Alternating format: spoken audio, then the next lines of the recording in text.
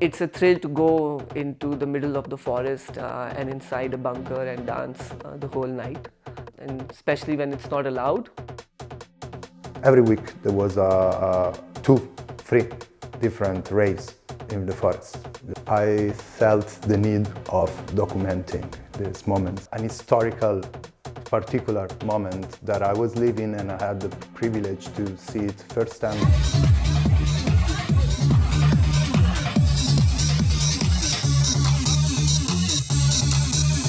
Since I moved in Berlin, I was used to go to secret parties, even more than going to clubs. And once we had the lockdown and it was not more possible to party, I decided to repeat what I was used to. The secret raves often have like this festival feel about them. Only there's no supplies out there. There's like nowhere to buy food or drinks. You just got to go with a bag full of water and supplies and hope that you don't run out of anything.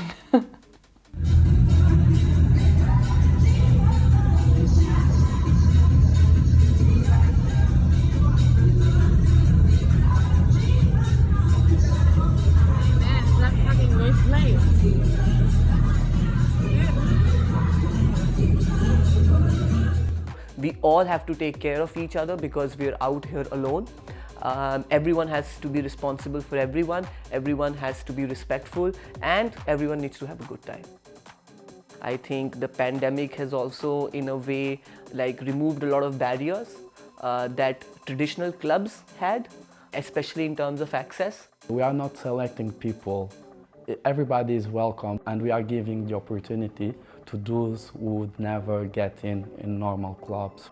I think it's very important for young people to have the spaces where they can express themselves, especially in a time of pandemic when we are closing everyone in closed spaces and all the connection that people have are with their mobile phones.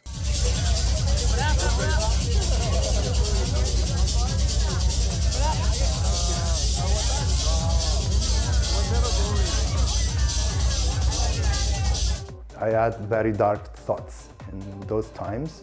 I was not able to stay home alone again.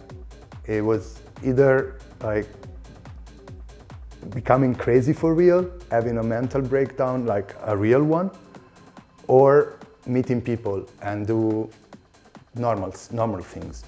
The lockdown was too much, ultimately. We had a solid 7 months in Berlin of absolutely nothing. It started to get to the point where I realised, okay, the numbers are going down, we've done our lockdown, people are getting vaccinated. I'd already had my vaccine at this point. I was like, there's no harm in people enjoying themselves at this point. We have to see that our mental health is very important, and for some of us, we don't really have family. And this is the only way to communicate and to be surrounded with people that we love. The illegal parties or whatever are still very much bring your negative COVID test with your name and identification. So just as they would regulate it in clubs, they're still regulating it outdoors. So yeah, we were reckless, we were still partying during Corona, but everybody was tested. If you have precautions in place, if you say that there is a limit to this party, everyone who comes has to come with a negative Corona test, then how is this different than people traveling in a public transportation every day to go to work? So I think rather than ostracizing these spaces and these people, it is important to recognize the importance of these spaces and these communities and the role that they play in people's lives. People who are struggling often find solace, community, friendship, love, companionship at these raves.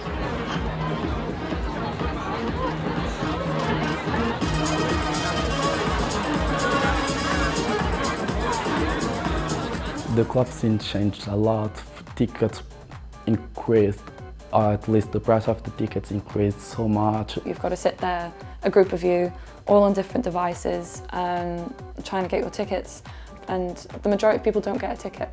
I think that has definitely made it tougher for people to go to clubs, and maybe that's why also these private, independent spaces are popping up in forests, because there people can just get together, play their own music, bring their own stuff and have a good time. People that were organizing this kind of rave will or are already ending up organizing legal parties into normal venues.